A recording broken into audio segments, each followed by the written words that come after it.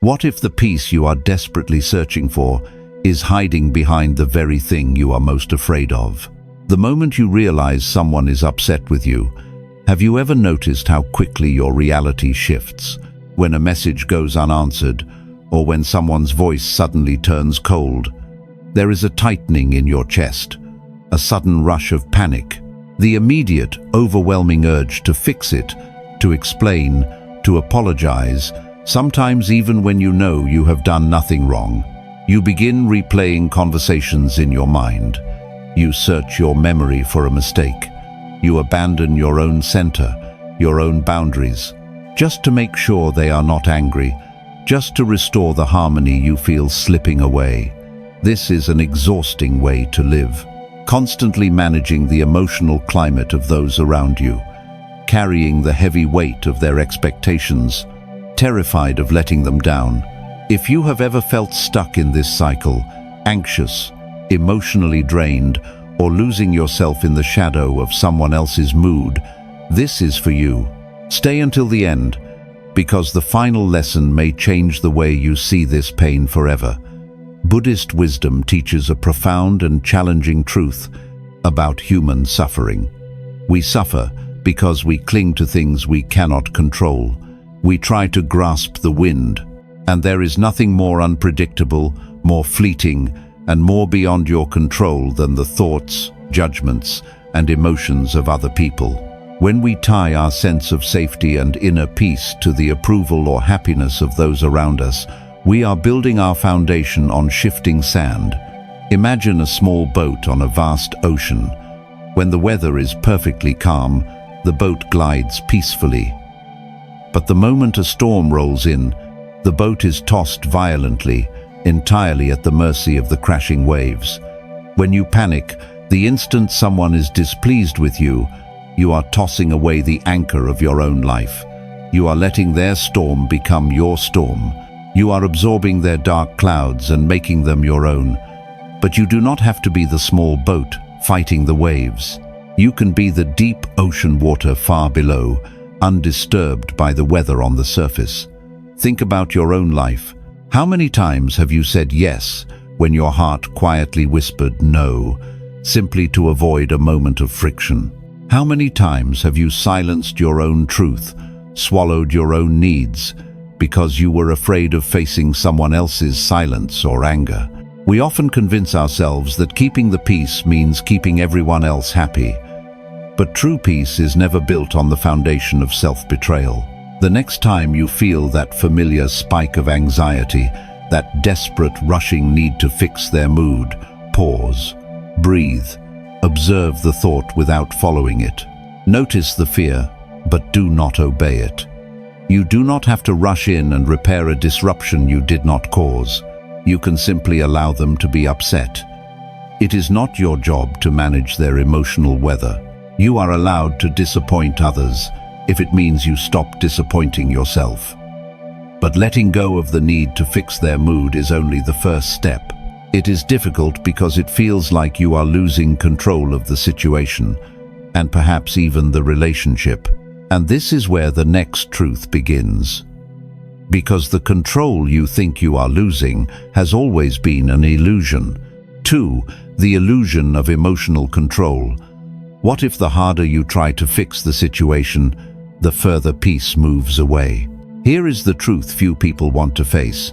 You cannot script the emotions of another human being. The tighter you hold onto someone else's perception of you, the more you suffer. When someone is distant, quiet, or visibly frustrated, our instinct is immediately to manage their reaction. We over-explain. We send long, anxious messages trying to clarify our intentions. We mold our words, shrink our presence, and walk carefully on eggshells, believing that if we just behave perfectly, we can control how they feel about us. We believe we can engineer their happiness, and in doing so, guarantee our own safety. But Buddhist wisdom teaches that this desire to control the uncontrollable is the very root of our suffering. We suffer because we refuse to accept the reality of impermanence and the deep truth of non-attachment. Buddhism reminds us that every individual is experiencing their own inner reality, shaped by their own history, their own pain, and their own perceptions. When you try to control their feelings, you are not protecting them, and you are not protecting yourself. You are fighting against reality itself. Imagine a river flowing rapidly toward the ocean.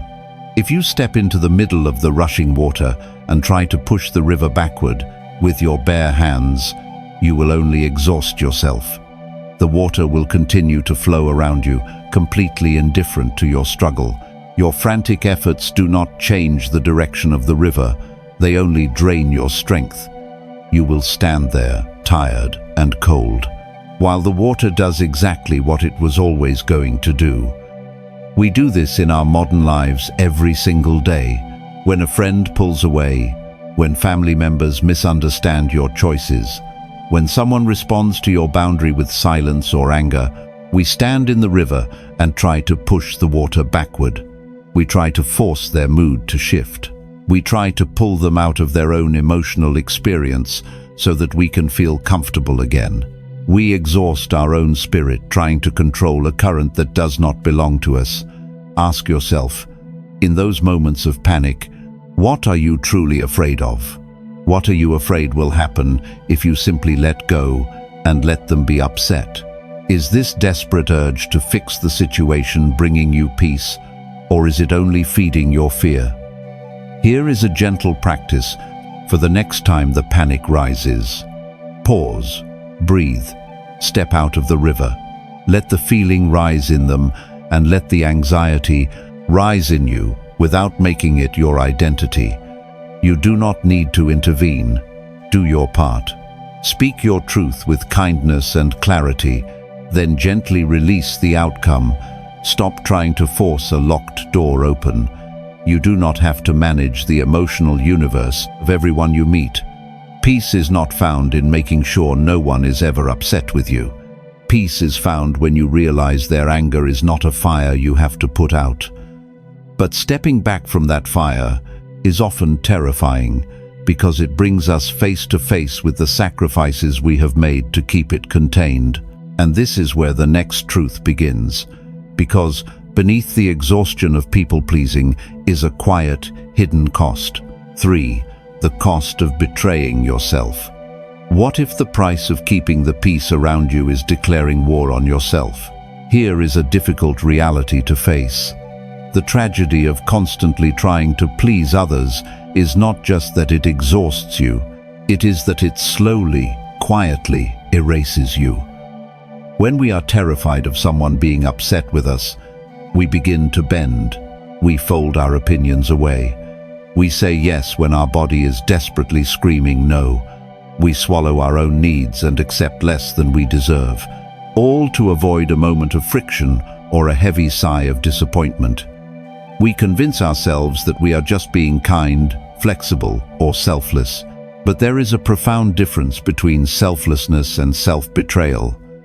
Over time, this constant abandoning of your own limits creates a deep, heavy bitterness in your chest. You wake up one day and realize you do not even know what you want anymore, because you have spent years becoming exactly what everyone else needed you to be. One of the deepest lessons of Buddhism is the importance of living in alignment with your own truth. Mindfulness is not just about watching your breath. It is about paying attention to your inner reality. When you ignore your own voice, when you constantly compromise your own spirit to keep another person comfortable, you are creating suffering. You are abandoning the one person you are actually responsible for in this lifetime. Imagine a single burning candle in a quiet, dark room. The flame provides warmth and light, but instead of letting it burn naturally, you constantly carve away pieces of your own wax to feed the fires of everyone else around you. You give a piece to the friend who demands all your time. You give a piece to the family member who refuses to understand you. You give a piece to the job that drains your soul. You do this so they will not complain, so they will not walk away, so they will stay warm. But soon you look down and realize there is almost nothing left of you. You are just a burnt wick in the dark, cold and empty. Think about your own life. Think about the relationships where you feel the most exhausted. Are you staying warm, or are you just giving away your wax? When someone asks something of you, and you feel that immediate knot in your stomach, that heavy, silent resistance, do you listen to it, or do you ignore it, just to keep the peace? Ask yourself, when you say yes to them, what are you saying no to within yourself? Pause, breathe. The next time you feel the urge to compromise your own well-being to avoid someone else's anger, stop. Notice the heavy feeling of resentment before you speak. That resentment is not a flaw, it is a signal. It is your inner compass telling you that you are about to step out of alignment with your own truth. Listen to it. You do not need to set yourself on fire just to keep other people warm. It is better to have someone temporarily disappointed in you than to be permanently disappointed in yourself. Because you can never build genuine, peaceful connections with others if you are deeply disconnected from your own soul. But recognizing this betrayal is only the surface of the wound. We have to understand why we keep giving our wax away. And this is where the next truth begins. Because beneath every act of self-betrayal is a deep, silent attachment to approval. 4. The Buddhist lesson of non-attachment to approval. What if the validation you are endlessly chasing is the very thing keeping you imprisoned? Here is the truth few people want to face. The tighter you hold on to someone else's good opinion of you, the more you suffer. We treat the approval of others as if it is oxygen, believing we cannot survive without it. When someone smiles at us, agrees with our choices, or praises our work, we feel completely safe. But the exact moment that approval is withdrawn, when they frown, critique, or turn away in silence, we feel as though our very worth has been erased. We panic. We immediately hustle to win them back, abandoning our own boundaries just to hear them say we are good enough. In Buddhist thought, this desperate craving for validation is a form of deep attachment. Buddhism reminds us that all external things are entirely impermanent, and this includes human opinions. Praise and blame are simply two sides of the same changing wind. When you attach your inner peace to how others view you, you are handing over the keys to your happiness to people who do not even fully understand themselves. You suffer because you are trying to anchor your soul to something that is constantly shifting. Imagine a still, quiet lake reflecting the bright silver moon. When the night is perfectly calm, the water holds a flawless image of the light. But if someone stands on the shore and throws a heavy stone into the water, the surface violently ripples. The reflection of the moon bends, breaks, and distorts into 100 fragmented pieces. If you only look at the rippling water, you might panic, believing the moon itself has been shattered. But look up. The moon in the quiet sky remains perfectly whole, unharmed, untouched by the stone. In our daily lives, we constantly mistake the rippling water for our true identity. When a colleague coldly criticizes your work, when a parent expresses sharp disappointment in your path, when a friend ignores you after you set a boundary, they are simply throwing stones into the lake. Their reactions distort the reflection, but their reactions absolutely cannot change who you are.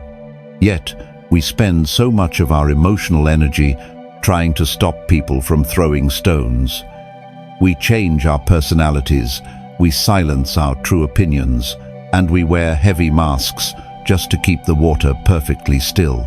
We live in fear of the ripples. Think about your own life. Whose stones are you still desperately trying to dodge? Whose approval have you made more important than your own self-respect? Ask yourself, what would happen if you simply let them throw the stone and chose not to shatter? Pause, breathe, let that sink in. The next time someone is displeased with you and you feel the urgent, rushing need to change their mind, stop. Observe the thought without following it. Let the water ripple. Let the storm pass without becoming the storm.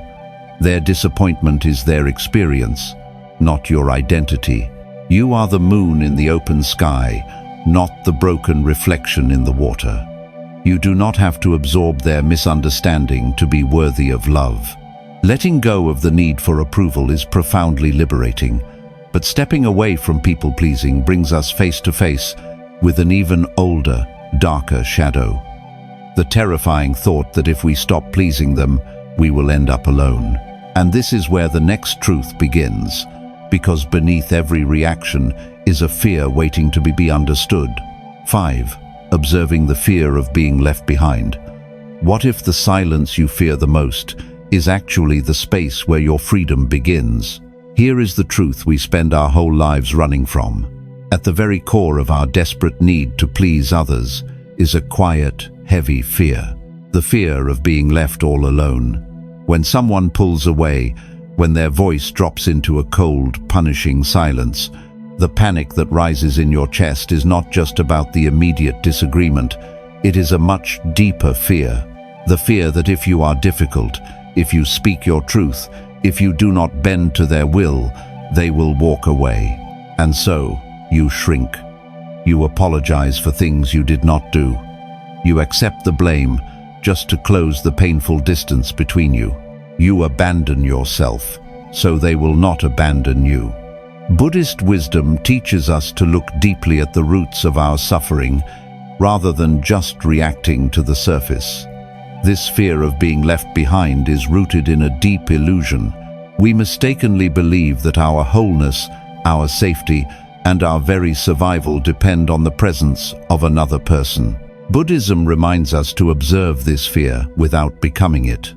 We are taught to watch the feeling of panic rise, to witness the trembling in our own heart, and simply let it pass. You are already whole, even in the empty space they leave behind. Imagine a small bird that has lived its entire life inside a cramped cage.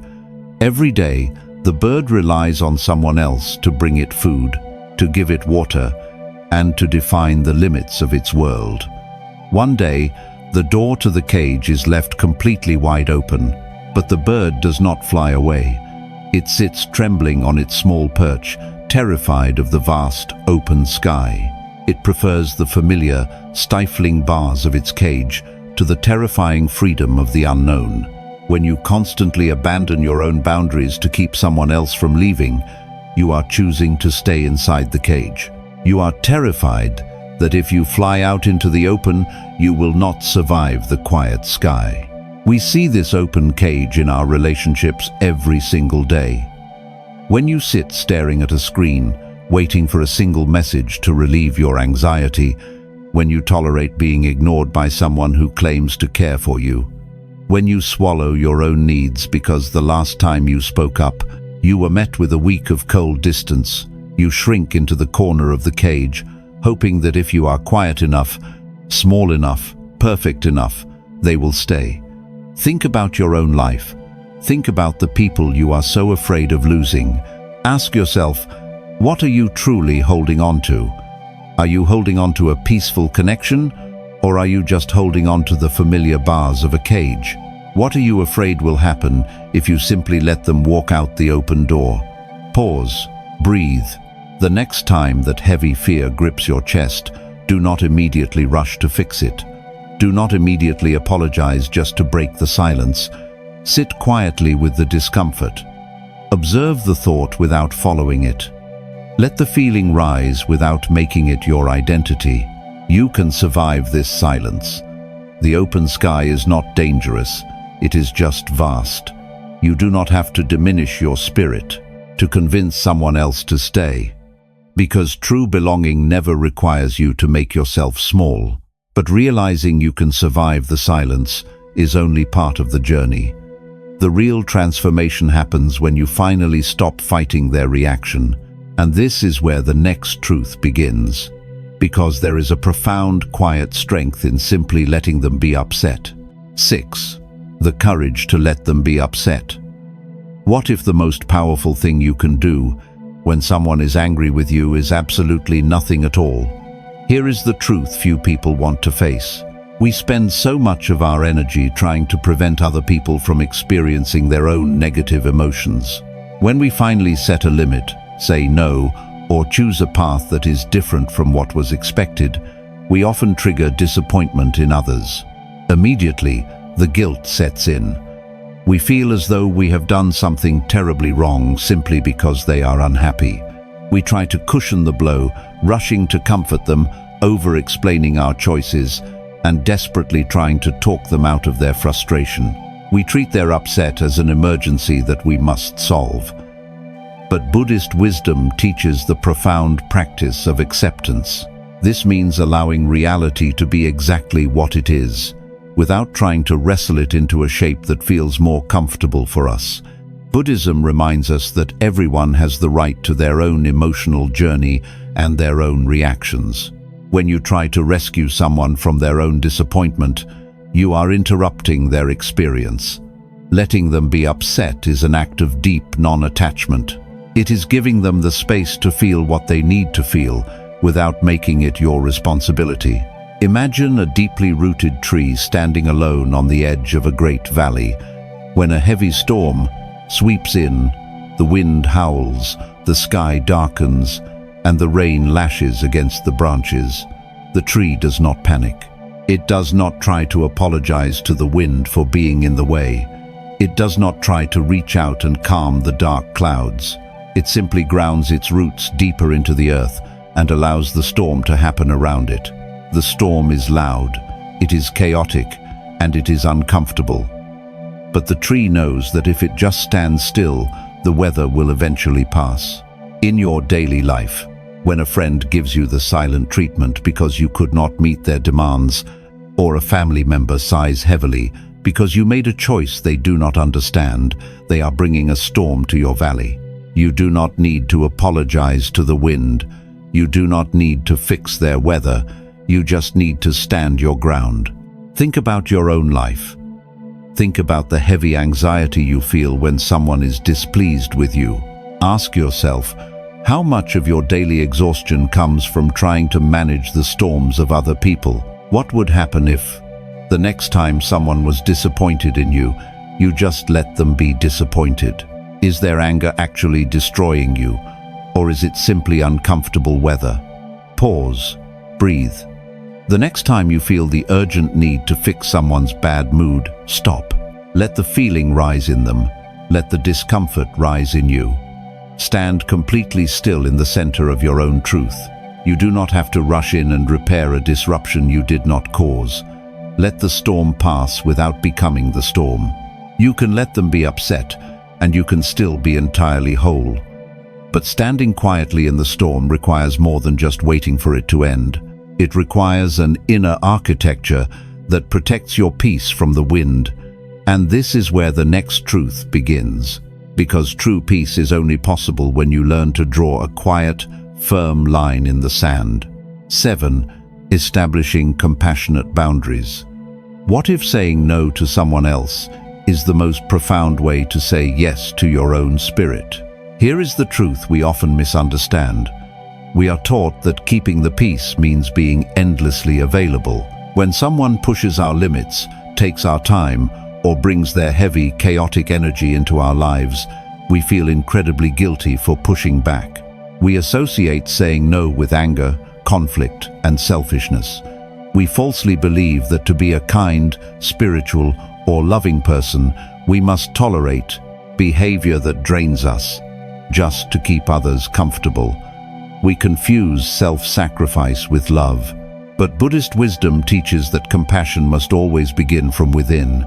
There is a deep difference between true kindness and blind compliance.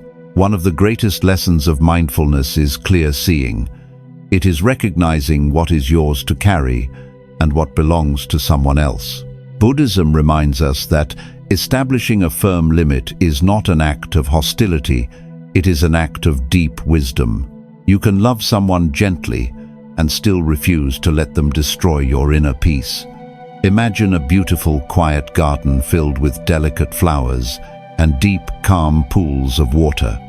If this garden has no walls and no gates, absolutely anyone can walk in. people will carelessly step on the fragile flowers. They will drop their heavy burdens in the soil. They will muddy the clear water, not always out of malice, but simply because there is nothing to stop them. Building a quiet, sturdy fence around this garden does not mean you hate the people outside. It simply means you honor the life growing inside. You can still invite people in, but only those who are willing to respect the soil. We leave our gardens completely unprotected in our daily lives. We answer messages late at night when our eyes are heavy and our souls are tired. We allow a family member to speak down to us because it is easier than fighting back.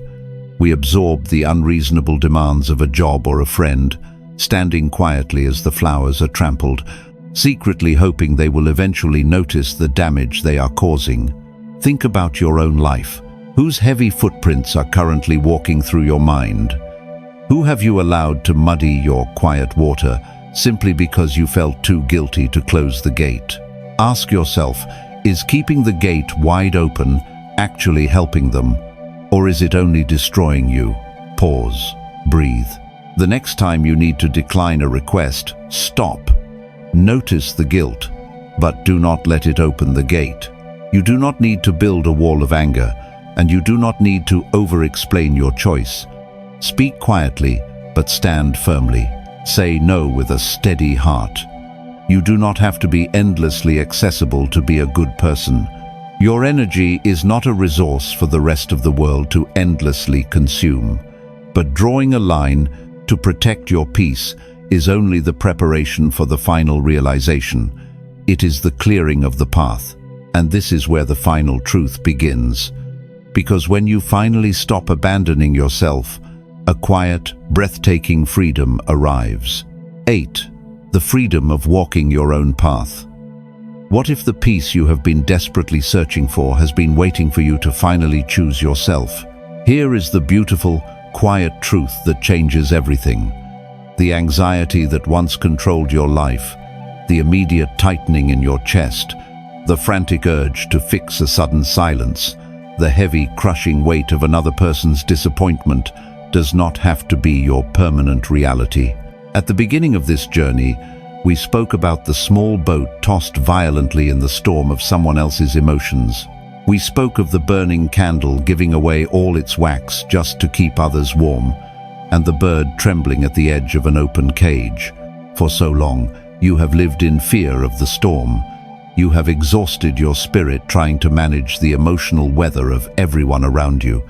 You believed that if you could just keep them happy, if you never caused a ripple, you would finally be safe. But Buddhist wisdom reminds us that true safety is never found in the fragile, shifting opinions of the external world. It is not found in the perfect approval of others. It is found in the deep, unshakable center of your own being. When you finally release the desperate need to control how others perceive you, an incredible, breathtaking lightness enters your life. You realize that you can let people be upset. You can let them misunderstand your intentions. You can let the water ripple, knowing the moon in the quiet sky remains perfectly whole.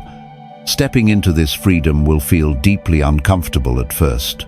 When you stop rushing to apologize for things you did not do, the silence will feel loud.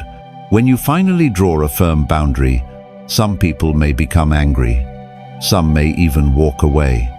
Let them walk away. The people who truly belong in your garden will respect the gate you have built. The people who leave when you stop betraying yourself were only ever in love with your lack of boundaries. They were not in love with your soul. Think about your own life right now, in this very moment. Take a deep breath and feel the invisible weight you are currently carrying on your shoulders. Notice how much of that heavy burden does not even belong to you. It is the weight of old expectations, the exhausting pressure of keeping the peace, the quiet, daily tragedy of self-betrayal. You do not have to carry it for one more step. You are allowed to disappoint people. You are allowed to step out of the rushing river. You are allowed to protect your own spirit, even if it makes someone else incredibly uncomfortable. Your only true obligation in this fleeting, beautiful, impermanent life is to stay aligned with your own truth. You are the deep ocean water, completely undisturbed by the temporary storms on the surface. Because peace is not something you chase. It is something you become when you finally stop abandoning yourself. If these lessons touched your heart, share this video with someone who may need a little more peace today. You can let go now.